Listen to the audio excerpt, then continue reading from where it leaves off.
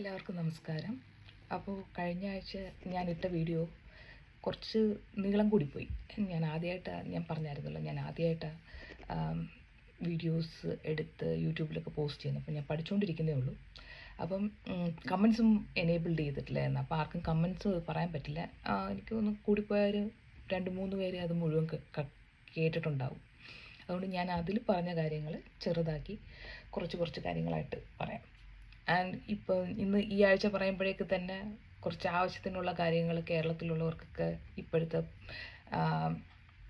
രാഷ്ട്രീയ പശ്ചാത്തലങ്ങളൊക്കെ മനസ്സിലാവുന്നുണ്ട്. എങ്ങനെയാണ് ആൾക്കാർ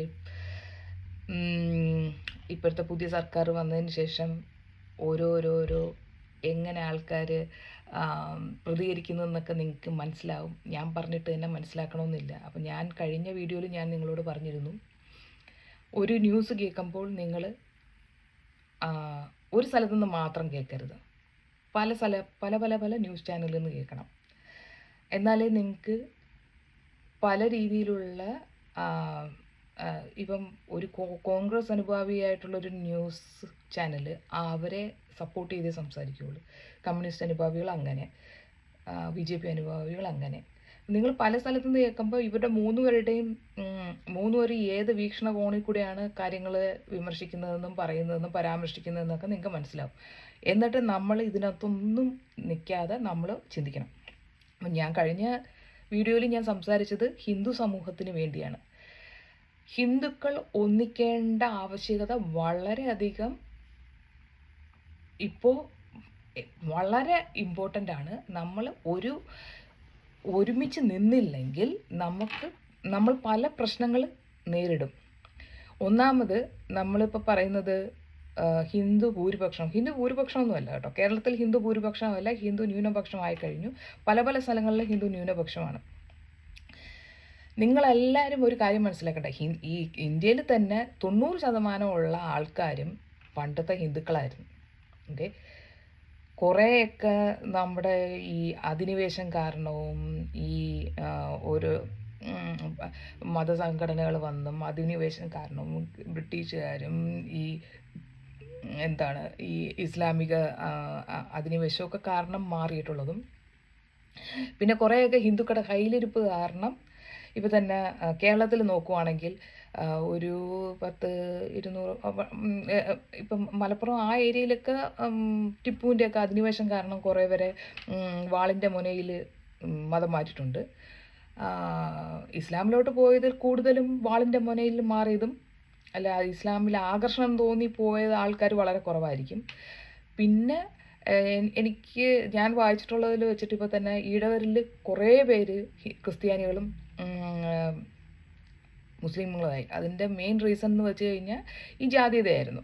ഓക്കെ, അപ്പോൾ ഈ ജാതീയതയിൽ കാരണം ഇപ്പോൾ തന്നെ എൻ്റെ അച്ഛൻ 1916 ജനിച്ച ഒരാളാണ്. അപ്പം ഞാൻ ഈ നമ്മളെ താഴോട്ടുള്ള എന്ന് വെച്ചാൽ ബ്രാഹ്മണരെ കഴിഞ്ഞ് താഴോട്ടുള്ളവരെ ഒന്നും പഠിക്കാൻ അനുവദിച്ചിരുന്നില്ല എന്നുള്ളതിലോട് ഞാൻ മുഴുവനായിട്ട് യോജിക്കുന്നില്ല. എന്ന് വെച്ചാൽ 1916 ജനിച്ച എൻ്റെ അച്ചാച്ചൻ പഠിച്ചിരുന്ന സ്കൂളിൽ അച്ചാച്ചനെ ഇംഗ്ലീഷ് പഠിപ്പിച്ചിരുന്നത് ഒരു ബ്രിട്ടീഷ് ഓഫീസറാന്നൊക്കെ അച്ചാച്ചൻ പറഞ്ഞിട്ടുണ്ട്. അപ്പോൾ അച്ചാച്ചൻ നല്ല ഹാൻഡ് റൈറ്റിങ്, നല്ല ഇംഗ്ലീഷിൽ കമാൻഡും ഉള്ളൊരു മനുഷ്യനായിരുന്നു. 10ാം ക്ലാസ് വരെ അച്ചാച്ചൻ പഠിച്ചിട്ടുള്ളൂ. എന്നിട്ട് അച്ചാച്ചൻ പോലീസിലായിരുന്നു. പക്ഷേ അന്ന് ഈ ബ്രിട്ടീഷുകാർ നായേഴ്സ് അങ്ങനെയുള്ളവർക്ക്, ആ ജാതിയിൽപ്പെട്ടുള്ളവർക്ക് മാത്രമേ സ്ഥാനക്കയറ്റം കൊടുക്കുകയുള്ളായിരുന്നു. അങ്ങനെ അച്ചാച്ചൻ അതിൽ സ്ഥാനക്കയറ്റം കിട്ടാത്തതുകൊണ്ട് പോലീസിൽ നിന്ന് മാറി എക്സാം എഴുതി ഇന്ത്യൻ റെയിൽവേസിൽ കയറി. അങ്ങനെയായിരുന്നു അച്ചാച്ചൻ. അപ്പം 1916 ജനിച്ച അച്ചാച്ചൻ പഠിക്കാൻ പറ്റുന്നുണ്ടായിരുന്നെങ്കിൽ അപ്പോൾ നമ്മൾ ഈ പറയുന്ന ചെവിയിൽ മേ ബി നടന്നിട്ടില്ലെന്നല്ല, നടന്നിട്ടുള്ള സാധനങ്ങളുണ്ടായിരിക്കാം. പക്ഷെ പല സ്ഥലങ്ങളിലും പല പോക്കറ്റ്സിൽ പല ജാതികളായിരുന്നു പവർഫുൾ. ഇപ്പോൾ വർക്കല ഏരിയയിലൊക്കെ ഈഴവരാണ് പവർഫുൾ. ആലപ്പുഴയിലൊക്കെ ചിലപ്പം നായന്മാരായിരിക്കാം, അല്ലെങ്കിൽ തൃശ്ശൂരുള്ളവർ നായന്മാർ. പക്ഷെ കുറേ പല സ്ഥലങ്ങളിലെ പോക്കറ്റ് അനുസരിച്ചാണ്. അപ്പോൾ അവിടെയൊന്നും നമ്മളങ്ങനെ നമ്മളെ ഒരു മാറ്റി അങ്ങനെയൊന്നും ഞങ്ങൾക്ക് അതുകൊണ്ടാണ് എനിക്കൊന്നും മനസ്സിലാവാഞ്ഞത്. ഇങ്ങനെ ഇത്ര ജാതിയൊന്നും.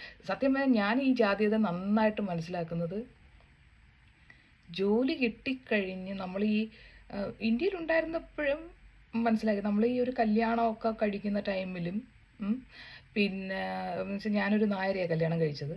അപ്പോൾ തന്നെ എനിക്കതിൻ്റെ വ്യത്യാസം മനസ്സിലായിരുന്നു. അവരുടെ ഫാമിലി അക്സെപ്റ്റ് ചെയ്തിട്ടില്ലായിരുന്നു. ഒൺലി റീസൺ ഞാൻ പിന്നെ ഈഴവയായിരുന്നു. That was the only reason. എനിക്ക് ജോലിയുണ്ട്, ഒക്കെ ഉണ്ട്, ഭയങ്കര സമ്പന്നയൊന്നുമല്ല, പക്ഷേ ഈഴവ ആണെന്നുള്ള ഒരേ ഒരു റീസൺ കാരണം അവർ സമ്മതിച്ചില്ലായിരുന്നു. അപ്പം അതിനകത്ത് നിന്ന് തന്നെ മനസ്സിലാക്കാം. അപ്പം വോടവർ പിന്നെ അന്നൊക്കെ തൊട്ടാണ് നമ്മൾ ഈ ഇത്രയും ജാതീയതയൊക്കെ പിന്നെ നമ്മൾ ഇന്ത്യയിൽ നിന്ന് വെളിയിലോട്ട് യാത്ര ചെയ്യുമ്പോൾ മലയാളി കമ്മ്യൂണിറ്റീസിൽ ആൾക്കാർ കാണിക്കുന്ന ആ ഒരു വിവേചനം, അവരെ ഉടനെ വാല് നോക്കും ആരാന്ന്, അങ്ങനെയൊക്കെ നോക്കിയിട്ട് ഒരു ഒരു ഒരു കൂട്ടം സംഘം ഉണ്ടാക്കുന്നതൊക്കെ കാണുമ്പോഴാണ് മനുഷ്യനൊക്കെ എന്ത് ലോ ലെവലായിട്ടാണ് ചിന്തിക്കുന്നതെന്ന് നമുക്ക് മനസ്സിലാവുന്നത്. ഓക്കെ, വോടവർ ഞാൻ പറയാൻ വന്നത്, നിങ്ങൾ ഇനി എന്ത് വാലുള്ളവരാണെങ്കിലോ വാലില്ലാത്തവരാണെങ്കിലോ കേരളത്തിൽ ഹിന്ദു സമൂഹം ഒരുമിച്ച് നിന്നില്ലെങ്കിൽ that's the end of it. നമ്മൾ ഇപ്പം പിന്നെ വലിയ മതേതരത്വമൊക്കെ പറഞ്ഞിട്ട് കുറച്ച് ഹിന്ദു നാമധാരികളൊക്കെ കുറച്ച് ഭയങ്കര കഥ എഴുതുന്നു, തേങ്ങ എഴുതുന്നു, മാങ്ങ എഴുതുന്നു. ഞാനൊരു കാര്യം പറയട്ടെ, ഇന്ദിരാഗാന്ധി 1980s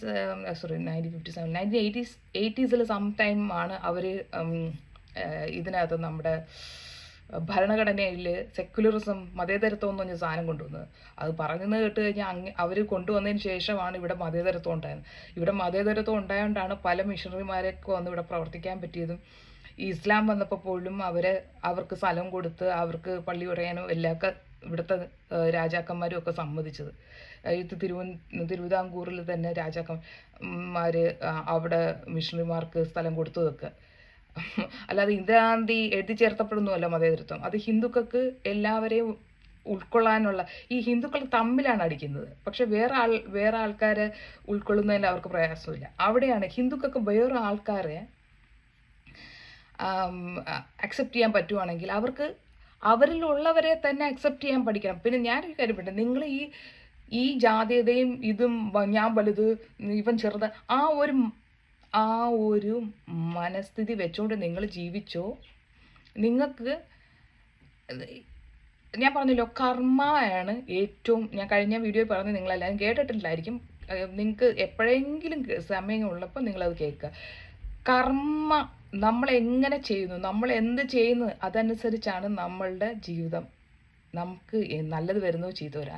അല്ലാതെ നിങ്ങൾ ഇനി ഏത് ഗംഗയിൽ പോയി കുളിച്ചാലും, മനസ്സിലായോ, ഏത് ഗംഗയിൽ പോയി കുളിച്ചിട്ടോ അല്ലെങ്കിൽ ഏത് ഇപ്പം ക്രിസ്ത്യൻസിനുണ്ടല്ലോ മറ്റേ എന്താണ് കുമ്പസരിച്ചിട്ടോ അല്ലെങ്കിൽ നിങ്ങൾ ഏത് ഹജ്ജിന് പോയിട്ട് ഒന്നും ഒരു കാര്യമില്ല. നമ്മളെന്ത് ഈ കർമ്മം എന്ന് പറഞ്ഞാൽ കർമ്മയെക്കുറിച്ച് കൂടുതൽ നമ്മൾ വായിക്കുമ്പോഴും മനസ്സിലാക്കുമ്പോഴും നമ്മൾ ഒരാളെക്കുറിച്ച് തെറ്റായിട്ട് ചിന്തിക്കുന്നത് പോലും നമുക്ക് ബാഡ് കർമാസാണ് വരുത്തുന്നത്. പക്ഷേ അറ്റ്ലീസ്റ്റ് നമ്മൾ അറിഞ്ഞുകൊണ്ട് ആൾക്കാരെ ഉപദ്രവിക്കാതെയും, പിന്നെ ഇപ്പം നമുക്ക് ഒരു എന്താണ് നമ്മൾ ഒരു ഇപ്പോൾ സ്പേസ് എന്നൊക്കെ നമ്മൾ താഴോട്ട് നോക്കുമ്പോൾ നമ്മുടെ ഭൂമി എന്ത് ചെറുതാണ്. അതുപോലെ ഇപ്പം നമ്മൾ ഒരു ഉറുമ്പിനെ നോക്കുമ്പം എന്ത് ചെറുതല്ലേ, നമ്മൾ അറിയാതെ നമ്മൾ നടക്കുമ്പം നമ്മൾ പോകുന്ന വഴിയിൽ ഒരു ഉറുമ്പുണ്ടെങ്കിൽ നമ്മൾ ചിലപ്പോൾ അറിയാതെ നമ്മൾ ചവിട്ടിപ്പോകും. നമ്മൾ മനസ്സിലാക്കേണ്ടത് നമ്മൾ ഈ പ്രപഞ്ചത്തിന് മുന്നിൽ നമ്മൾ ഒന്നുമല്ല. ഇത് മനസ്സിലാക്കാതെ മനുഷ്യൻ അഹങ്കരിക്കുന്നത് കൊണ്ടാണ് ഈ പ്രശ്നങ്ങളെല്ലാം. നമ്മൾ ഒരു നേരം ഒരു നിമിഷം ഈ പ്രപഞ്ചം അല്ലെങ്കിൽ ഈ ഭൂമി ചുറ്റുന്നതൊന്ന് നിൽക്കുകയോ എന്തെങ്കിലും സംഭവിച്ച് അങ്ങനെ എന്തെങ്കിലും നടന്നു കഴിഞ്ഞാൽ ഇതെല്ലാം തീർന്നു. നമ്മളൊക്കെ ഈ കിടന്ന് നമ്മൾ എൻ്റെ അടുത്ത് വേറെ എനിക്കൊരു കമൻറ്റും കൂടെ വന്നത് ഇമോഷണൽ ആവരുന്ന. പക്ഷെ ഞാൻ ഈ കാര്യങ്ങൾ പറയുമ്പോൾ ഇമോഷണൽ ആവും. എന്തെന്ന് വെച്ചാൽ എനിക്ക് മനസ്സിലാവുന്നില്ല മനുഷ്യൻ ഇത്രയ്ക്കും ബോധമില്ലാതെ ജീവിക്കുന്നത് എന്തുകൊണ്ടെന്ന്. നമ്മൾ ഈ അവൻ വലുത്, ഞാൻ വലുത്, എൻ്റെ ജാതി വലുത്, ഞാൻ പിന്നെ ഇറച്ചി കഴിക്കാത്തതുകൊണ്ട് ഞാൻ എന്തോ വലുത്, ഞാൻ മീൻ കഴിക്കാത്തതുകൊണ്ട് അല്ലെങ്കിൽ ഞാൻ മീൻ കഴിക്കുന്നതുകൊണ്ട് അതിലൊന്നുമില്ല. ഞാൻ പറയുന്നത് ഹിന്ദുക്കളെ നിങ്ങൾ ഒരുമിച്ച് നിന്നില്ലെങ്കിൽ നിങ്ങളുടെ കാര്യം കട്ടപ്പുക. നിങ്ങൾ ഇപ്പം തന്നെ നോക്ക്, എവിടെയൊക്കെ ഒന്നും വേണ്ട, ആ വെസ്റ്റ് ബംഗാളിൽ നോക്ക്, അവിടെ അവിടെ കിടന്ന് അവിടെ ആ സന്ദേശ് കലി എന്ന് പറഞ്ഞൊരു സ്ഥലത്ത് എത്ര പെണ്ണുങ്ങളെ റേപ്പ് ചെയ്ത് പിന്നെ ഭർത്താക്കന്മാർക്ക് പോലും അവരെ സഹായിക്കാൻ പറ്റാതെ പെണ്ണുങ്ങളെ റേപ്പ് ചെയ്ത് അവരെ പിടിച്ചു വെച്ചിരിക്കും. മനസ്സിലായി? ഇതൊക്കെ നടന്നിട്ട് നമ്മുടെ നാട്ടിലൊരു വാർത്തയോ ഒന്നും വന്നിട്ടില്ല. അതിനുവേണ്ടി കരയാൻ ഒരു സംഘടനകളോ ഒരു ഹിന്ദു സംഘടനകളോ ഒന്നുമില്ലായിരുന്നു. ആ സമയത്ത് മണിപ്പൂരിൽ 2 ഗോത്രങ്ങൾ തമ്മിൽ അടിയുണ്ടാക്കിയതിൽ ഒരു സ്ത്രീയെ നഗ്നയായിട്ട് നടത്തി. അത് ശരിയാണെന്നല്ല ഞാൻ പറയുന്നത്. അതിന് ഈ കേരളത്തിലുള്ള എല്ലാ പള്ളികളിലും പിന്നെ അത് ചെയ്തു ഇത് ചെയ്യുന്നു, എന്തോ ഹിന്ദു ക്രിസ്ത്യൻ വർഗീയത എന്നുള്ള രീതിയിലൊക്കെയാണ് പറഞ്ഞു വരുത്തിയത്. അത് തന്നെയാണ് ക്രിസ്ത്യാനികൾ മുഴുവൻ വിശ്വസിച്ച് വെച്ചേക്കുന്നത്. എന്തു പറഞ്ഞാലും അവർ മണിപ്പൂർ എടുക്കും. ഈ പറയുന്ന ക്രിസ്ത്യാനികൾക്ക് പോലും കാശ്മീരി പണ്ഡിറ്റിൻ്റെ അടുത്ത് എന്താ നടന്നതെന്നോ, നമ്മുടെ 1921 മലബാർ കലാപത്തിൽ ഈ ഹിന്ദുക്കളെ മുഴുവനും ഈ ശൂലം പൂലം ഗർഭിണി എന്നൊക്കെ പറഞ്ഞതൊക്കെ മലബാർ കലാപത്തിൽ നടന്നതാണ്. ഗർഭിണികളായ സ്ത്രീയുടെ വയറ് കീറി ആ കുഞ്ഞിനെ വരെ എടുത്ത് കൊന്നെന്നോ ആ മറ്റേ കിണറിലെടുത്തിട്ടെന്നോ അങ്ങനെയൊക്കെയാണ്. കുമാരനാശൻ ദുരവസ്ഥ എന്ന് പറഞ്ഞുള്ള കഥ എഴുതിയത് തന്നെ മലബാർ കലാപത്തെക്കുറിച്ചാണ്.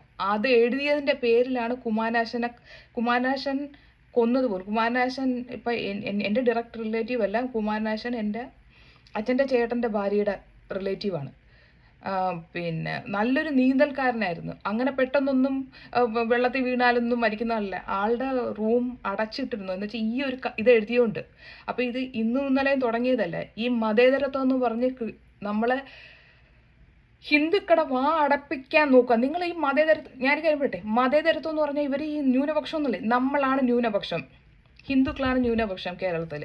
ഓക്കെ, ഇനി നിങ്ങൾ ഈ മതേതരത്വം എന്ന സാധനം, മതേതരത്വം ഒരു സൈഡ് മാത്രമല്ല, എല്ലാവർക്കും കൂടെയാണ്. നമുക്ക് വേണ്ടി ബാക്കിയുള്ള സമൂഹങ്ങൾ സംസാരിക്കുന്നുണ്ടോ? ഇല്ലെങ്കിൽ നമ്മൾ സംസാരിക്കേണ്ട ആവശ്യമില്ല. നമുക്ക് വേണ്ടി സംസാരിക്കുക എന്ന് പറഞ്ഞാൽ നമ്മൾ വേറെ ആരെയും അടിക്കാനോ കൊല്ലാനോ അല്ല, നമുക്ക് വേണ്ടി സംസാരിക്കുക. ഞാൻ പറഞ്ഞ ഓരോ പ്രസ്ഥാനങ്ങൾക്ക് നമ്മൾ ചിതറി നിന്ന് കഴിഞ്ഞാൽ പറ്റത്തില്ല. അല്ലെങ്കിൽ നിങ്ങൾ ഇത് കേട്ടിട്ട് നിങ്ങൾ ഒരു പുതിയ പാർട്ടി രൂപീകരിക്കൂ.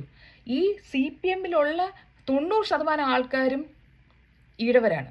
ഞാൻ ഈഴവരോട് പറയുന്നത്, നിങ്ങൾ ഹിന്ദുസിൽ തന്നെ ഏറ്റവും കൂടുതലുള്ള ശതമാനമുള്ളത് നിങ്ങളാണ്. നിങ്ങൾ ഒന്നിച്ച് ഈ കമ്മ്യൂണിസം ഇനിയുള്ള കാലത്ത് കമ്മ്യൂണിസം ആവശ്യമില്ല. നമ്മൾ കാലത്തിനൊത്ത് മാറുക. അല്ലെങ്കിൽ കമ്മ്യൂണിസ്റ്റുകാർ ഈ പിന്നെ ഹിന്ദുത്വം അതൊക്കെ ഓരോരുത്തരുടെ ഈ നിങ്ങളൊരു കാര്യം ചിന്തിക്കുക, ഈ കമ്മ്യൂണിസ്റ്റിലുള്ള ക്രിസ്ത്യാനികൾ പള്ളിയിൽ പോകുന്നുണ്ട്, മുസ്ലിങ്ങൾ പള്ളിയിൽ പോകുന്നുണ്ട്, അതിലൊന്നും അവർക്ക് പ്രശ്നമില്ല. ഹിന്ദുക്കൾ പള്ളിയിൽ പോരുത്, ഹിന്ദുക്കൾ അമ്പലത്തിൽ പോരുത്, ഹിന്ദുക്കളുടെ പിന്നെ ദൈവങ്ങളെക്കുറിച്ച് സംസാരിക്കാം. നിങ്ങൾ ഈ പഴം വിഴുങ്ങിയായിട്ട് ഇരിക്കരുത് ഹിന്ദുക്കൾ. നമ്മൾ സംസാരിക്കുക, നമ്മൾ ഒരുമിക്കുക, ഒറ്റക്കെട്ടായിട്ട് നിന്നാൽ മാത്രമേ കാര്യങ്ങൾ നടക്കുകയുള്ളൂ. നമ്മൾ അല്ലെങ്കിൽ ഒരു പുതിയ പാർട്ടി ഉണ്ടാക്കുക. ഈ കമ്മ്യൂണിസ്റ്റുകാരെല്ലാം കൂടെ വന്ന് ഒരു പുതിയ പാർട്ടി ഉണ്ടാക്കുക, ഒരു ഹിന്ദു പാർട്ടി, പേര് ഹിന്ദു എന്ന് തന്നെ ഇടുക, ഒരു പ്രശ്നവുമില്ല. മുസ്ലിം ലീഗ് എന്നും പറഞ്ഞ ഒരു പാർട്ടിക്ക് ഇവിടെ വർക്ക് ചെയ്യാമെങ്കിൽ ഹിന്ദു പാർട്ടി എന്ന് പറഞ്ഞൊരു പാർട്ടിക്കും വർക്ക് ചെയ്യാം. മനസ്സിലായോ? ഒരു മതേതരത്വം നോക്കണ്ട. ഹിന്ദുക്കൾക്ക് മാത്രമായിട്ട് എവിടെയും ഒരു മതേതരത്വം വേണ്ട. ഹിന്ദുക്കൾ ഇപ്പം ന്യൂനപക്ഷമാണ്, അത് നിങ്ങൾ മനസ്സിലാക്കുക. മനസ്സിലായോ? ഒരു പ്രശ്നവുമില്ല, ആരും ഒന്നും പറയാൻ പോകത്തില്ല. മുസ്ലിം ലീഗിൻ്റെ പേര് മാറ്റാത്തിടത്തോളം കാലം നമുക്ക് ആരും നിങ്ങൾ ഈ മതേതരത്വത്തിൻ്റെ ഭയപ്പെടേണ്ട ആവശ്യമില്ല. അത് നമ്മുടെ ഉള്ളിലുണ്ട്. നമ്മൾ പറഞ്ഞു നടക്കേണ്ടയും അത് എടുത്തു കാണിക്കേണ്ട ആവശ്യമൊന്നുമില്ല. നമ്മൾ വേറൊരാളുടെ മതത്തിനെക്കുറിച്ച് കുറ്റം പറയാത്തിടത്തോളം കാലം അവരുടെ കാര്യങ്ങൾ അവർക്ക് വേണ്ടി കാര്യങ്ങൾ ചെയ്യാത്തിടത്തോളം കാലം നമ്മൾ ഭയപ്പെടേണ്ട ആവശ്യമില്ല. നമുക്ക് ഒരു ബുദ്ധിമുട്ട് തോന്നേണ്ട ആവശ്യമില്ല. ഞാൻ നോക്കുമ്പോൾ ശബരിമലയുടെ ഇതിനു വേണ്ടി വനിതാ മതിൽ കെട്ടിയിരിക്കുന്നതിൽ കുറേ ബുർഖാധാരികളായിട്ടുള്ള മുസ്ലിങ്ങൾ, ഞാൻ വിചാരിക്കുവാണ് അവർക്കേ ഫ്രീഡം ഇല്ല വെയർ ചെയ്യാനുള്ള. എന്നിട്ട് അവർ പറയും അത് അവരുടെ ചോയ്സ് ഓഫ് ഫ്രീഡം. അതെന്തൊരു ചോയ്സാണെന്ന് എനിക്ക് മനസ്സിലാവുന്നില്ല.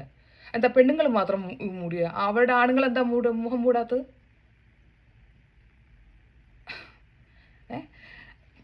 പിന്നെ ദൈവം എന്ന് പറഞ്ഞു കഴിഞ്ഞാൽ ഭയപ്പെടേണ്ട ഒരു വസ്തുവല്ല. നമ്മൾ ഭയപ്പാടോടുകൂടിയല്ല നമ്മളൊരു ഒരു ശക്തിയെ ഇത് ചെയ്യേണ്ടത്. നമ്മളിൽ ദൈവം ഉണ്ടെങ്കിൽ നമ്മളൊരു തെറ്റ് ചെയ്യുമ്പോൾ നമ്മുടെ ഉള്ളിൽ നിന്ന് ആരോ പറയും അത് തെറ്റാണെന്ന്. ആ ഉള്ളിൽ നിന്ന് ഒരു സാധനം സംസാരിക്കുന്നില്ലെങ്കിൽ നിങ്ങൾ മനസ്സിലാക്കിയോ, ദൈവമില്ല. നിങ്ങൾക്ക് ദൈവാംശമില്ല. നമ്മുടെ ഉള്ളിൽ തന്നെയാണ് ഈ തത്വമസി എന്നൊക്കെ പറയുന്നത്. നമ്മുടെ ഉള്ളിൽ തന്നെയാണ് ദൈവം നിൽക്കുന്നത്. ഇപ്പോൾ ഗുരുദേവൻ തന്നെ അരുവിക്കരയാണോ ഏതോ ഒരു സ്ഥലത്ത് പ്രതിഷ്ഠിച്ചത് പിന്നെ കണ്ണാടിയാണ്. എന്നുവെച്ചാൽ നിങ്ങളാണ് ദൈവം.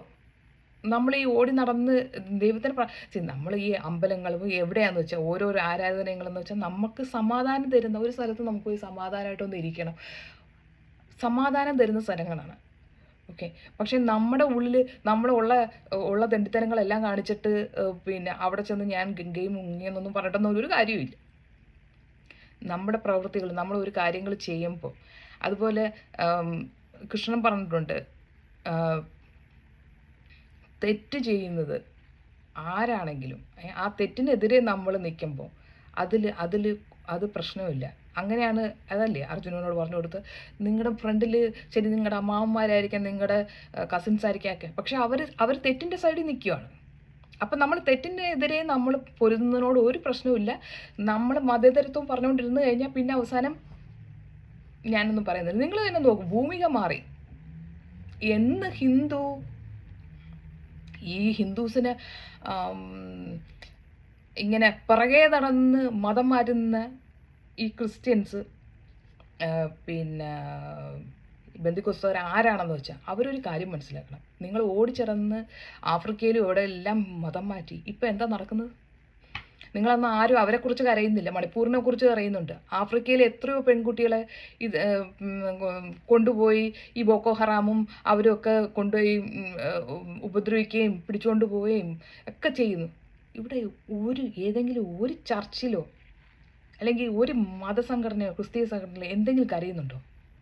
നിങ്ങൾ എന്തുകൊണ്ടാണ് പിന്നെ മുസ്ലിം രാജ്യങ്ങളിൽ പോയിട്ട് മതം മാറ്റാൻ നോക്കാത്തത്? പിന്നെ പലതും കാലും മുക്കാലും ഒക്കെ ആയിട്ട് തിരിച്ചു വരേണ്ടി വരും. ഓരോരുത്തരുടെ അവരവർക്ക് ഇഷ്ടമുള്ള രീതിയിൽ അവർ ജീവിക്കട്ടെന്നേ. അവർക്ക് തോന്നുന്നു എനിക്ക് ഈ വഴി വരണം, എനിക്ക് ഈ വഴി വേണ്ട. ഞാൻ നേരത്തെ പറഞ്ഞു എല്ലാം ഒരു സ്ഥലത്ത് കൂടെയാണ് ചെല്ലുന്നത്. യേശു പറഞ്ഞിട്ടില്ല പിന്നെ കണ്ടവരെല്ലാം ക്രിസ്ത്യാനിയാക്കാൻ.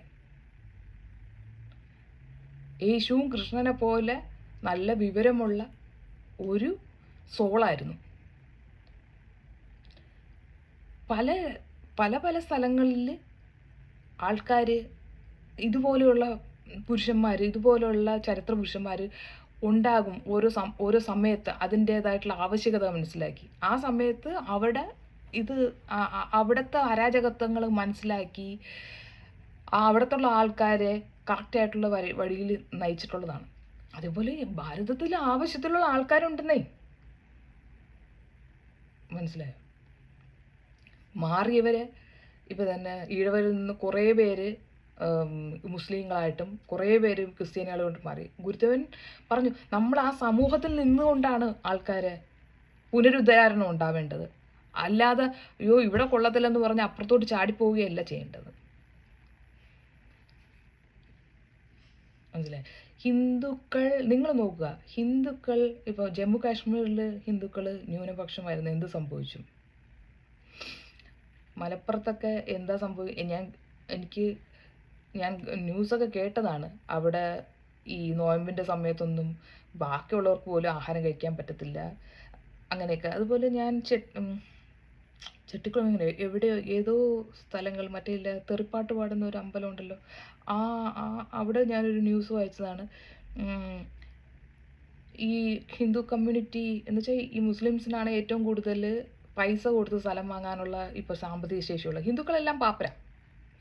ഒരു 90% ഒരു 30-40% പാപ്പരാ. അപ്പോൾ ഈ പണ്ട് ഈ ഹിന്ദുക്കളായിരുന്നു ഇവിടെ ഉണ്ടായിരുന്നു എന്ന് പറഞ്ഞിട്ട് കാര്യമൊന്നുമില്ല. അവരുടെ ഇപ്പോൾ തന്നെ നമ്മൾ പാളയം ആ ഏരിയയിൽ പള്ളി ഭയങ്കര മതസൗഹാർദ്ദം.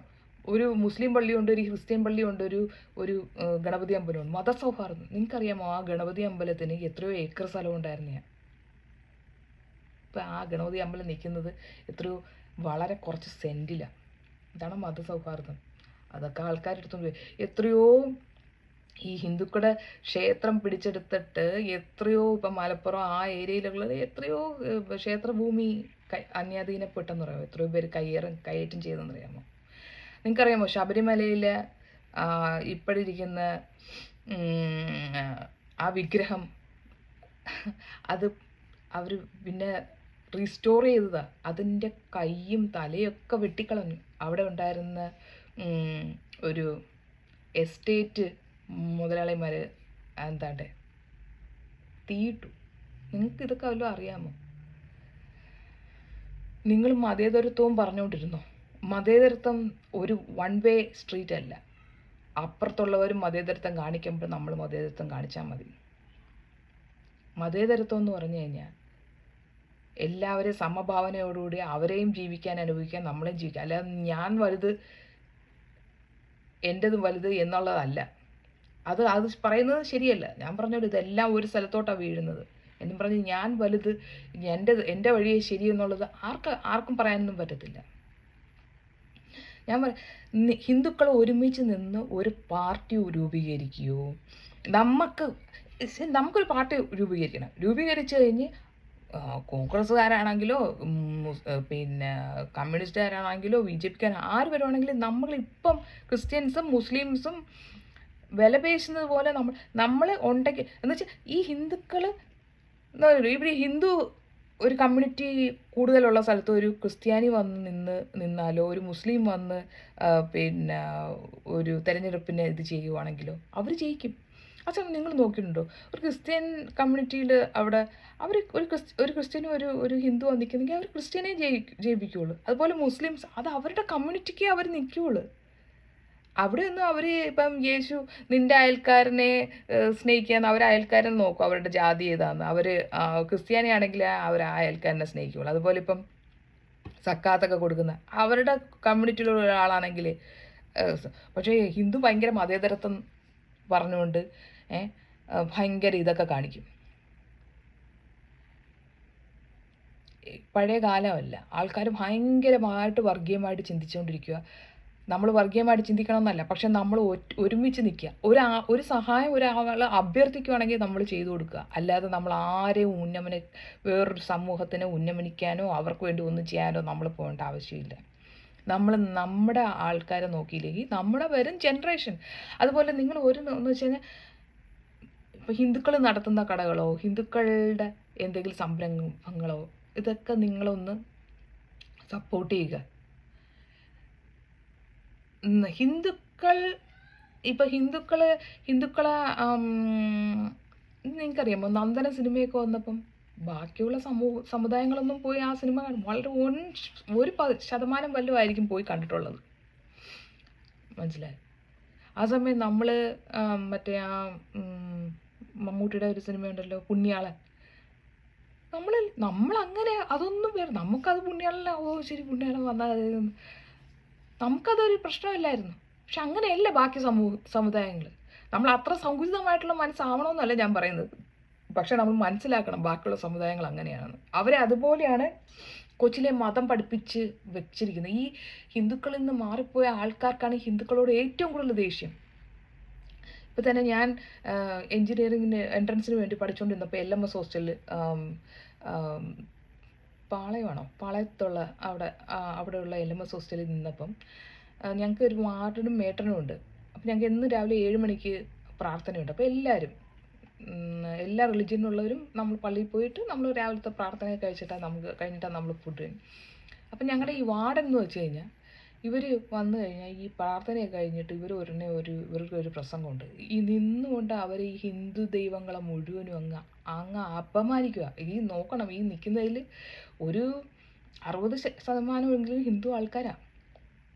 ഞങ്ങളെല്ലാവരും കൂടി ഒരു തീരുമാനമെടുത്തു, ഞങ്ങളിനി തൊട്ട് പ്രാർത്ഥനയ്ക്ക് പോകുന്നില്ല. അപ്പം ഞങ്ങൾ എന്ത് ചെയ്തു, ഞങ്ങൾ മുറിയിൽ തന്നെ ഇരിക്കും. പക്ഷേ ഇവർ വന്ന് നോക്കും, എല്ലാവരും മുറിയിൽ നിന്ന് ഇറങ്ങി. അപ്പം ഞങ്ങളുടെ ഈ ക്രിസ്ത്യൻ ഫ്രണ്ട്സിൻ്റെ കൂടെ ഉള്ളവർക്ക് പറയും, ഡോറ് വെളിയിൽ നിന്ന് കുറ്റിയിട്ടിട്ട് നമ്മുടെ കയ്യിൽ കീ തരാം. എന്നിട്ട് അവർ തിരിച്ചു വരുമ്പോൾ അത് തുറന്നു തരും, നമ്മൾ ഇറങ്ങും. അങ്ങനെ കുറേ ഒന്ന് രണ്ട് ദിവസം കഴിഞ്ഞപ്പോഴാണെന്ന് തോന്നുന്നു ഇവർ ശ്രദ്ധിച്ചു ആൾ കുറയുന്നു. അങ്ങനെ നമ്മളെയൊക്കെ വിളിപ്പിച്ചു, മേട്ടൻ വിളിപ്പിച്ചപ്പം നമ്മൾ പറഞ്ഞു, ഇതാണ് കാര്യം, ഞങ്ങൾക്ക് വന്ന് പ്രാർത്ഥിക്കുന്നതിലൊന്നും ഒരു പ്രശ്നവുമില്ല. പക്ഷേ നമ്മൾ വിശ്വസിക്കുന്ന ഒരു ഇതിനകത്ത് ഹിന്ദു ദൈവങ്ങൾ ഇത് ബ്യൂട്ടി പാർലറിൽ പോയിട്ടാണ് വരുന്നത്, അങ്ങനെ എങ്ങനെയാന്ന്. അപ്പം നമ്മൾ സംഘടിച്ച് അതിനെതിരെ അതൊന്നും മിണ്ടാതെ അയ്യോ നമ്മളിനി പറഞ്ഞാൽ അത് മതേതരത്വം തകരുമെന്നൊന്നും അന്ന് നമുക്ക് ഈ മതേതരത്വം അങ്ങനെയൊന്നും നമുക്ക് അറിയണ്ട. നമ്മളെല്ലാവരും ഒരുപോലെ കാണാനാണ്. അതുകൊണ്ടാണ് നമുക്ക് അവിടെ പോയി പ്രാർത്ഥിക്കും. നമ്മളൊരു പള്ളിയിൽ പോയി പ്രാർത്ഥിച്ചെന്നും പറഞ്ഞ് നമ്മുടെ വിശ്വാസങ്ങളിലൊന്നും മാറ്റമൊന്നും വരുന്നില്ല. നമ്മൾക്ക് നമ്മുടെ ദൈവങ്ങളിൽ ഒരാളാണ് യേശു, അങ്ങനെ നമ്മൾ വിചാരിച്ചിട്ടുള്ളൂ. യേശുവേ മാത്രമേ ഉള്ളെന്ന് വിചാരിക്കുന്നവർ ക്രിസ്ത്യാനികൾ, അത് നമുക്ക് പ്രശ്നമില്ല. അവർ ആ ഒരു ദൈവത്തിന് മാത്രമേ പ്രാർത്ഥിക്കുന്നുള്ളൂ. നമുക്ക് നമ്മുടെ എല്ലാവരുടെയും ദൈവങ്ങളുടെ കൂട്ടത്തിൽ ഒരു യേശുവിനെയും കൂടെ പ്രാർത്ഥിക്കാം, നമുക്ക് ഒരു പ്രശ്നമില്ല. നമ്മൾ അതേ സെയിം ഇമ്പോർട്ടൻസിൽ നമുക്ക് പ്രാർത്ഥിക്കാം എന്നും പറഞ്ഞ് നമ്മുടെ ഇപ്പുറത്തുള്ളതിൽ പ്രശ്നം. അപ്പോൾ അന്ന് നമ്മൾ അങ്ങനെ നിന്നുകൊണ്ട് നമ്മുടെ മേട്രൻ പറഞ്ഞിട്ട് അവസാനം വാർഡൻ്റെ അങ്ങനെയുള്ള പ്രഭാഷണങ്ങളൊക്കെ അങ്ങ് തീർന്നു. അപ്പോൾ ഞാൻ പറയേണ്ടത്, ശബ്ദം ഉയർത്തേണ്ടടുത്ത് ശബ്ദം ഉയർത്തുക, പ്രതികരിക്കേണ്ടടുത്ത് പ്രതികരിക്കുക. നിങ്ങൾ മിണ്ടാതെ അല്ലെങ്കിൽ മറ്റേവർ പ്രതികരിച്ചോളൂ, നമ്മൾ പറഞ്ഞു കഴിഞ്ഞാൽ നമ്മുടെ ഇമേജ് പോവും, നമ്മുടെ നമ്മൾ അല്ലെങ്കിൽ നമ്മുടെ പലരും വലിയ മതേതരത്വമൊക്കെ കാണിക്കുന്ന അവരുടെ ബിസിനസ്സും അങ്ങനെയൊക്കെ ഈ 1921 മലബാർ ലഹള ഉണ്ടായ സമയത്തുണ്ടല്ലോ, ഈ ഹിന്ദുക്കളുടെ വീടുകളിൽ ജോലിക്ക് നിന്ന ആൾക്കാർ, അതിൽ കുറച്ച് നന്മയുള്ളവർ മാത്രം, ഈ മുസ്ലിങ്ങളായിട്ടുള്ളവർ കുറച്ച് നന്മയായിട്ടുള്ളവർ മാത്രമാണ് അവിടെയുള്ള വീട്ടുകാർക്ക് പറഞ്ഞ് രക്ഷപ്പെട്ടോ ഇങ്ങനെ വരുമെന്ന്. ബാക്കിയുള്ളവർ അതിൻ്റെ കൂടെ നിന്ന് കൊന്നുകളഞ്ഞു, മനസ്സിലായോ? ആ വീടുകൾ പോലും അവിടെ നിന്ന് ഓടിപ്പോയ ഈ EMS എന്നൊക്കെ പറഞ്ഞ ആ കമ്മ്യൂണിസ്റ്റ് നേതാവുണ്ടല്ലോ, അങ്ങേരുടെ കുടുംബം പേരെ ഓടിപ്പോയതാ ഈ സമയത്ത്. അപ്പം ഇത്രേ ഉള്ളൂ, നിങ്ങൾ ഒരുമിച്ച് നിൽക്കുക. ഞാനിതിപ്പം 30 മിനിറ്റായി. ചിലപ്പോൾ ഞാൻ ഈ വീഡിയോ ഇടും, അല്ലെങ്കിൽ ഞാൻ ഈ വീഡിയോ കുറച്ചും കൂടെ ഒന്ന് ഇതാക്കി.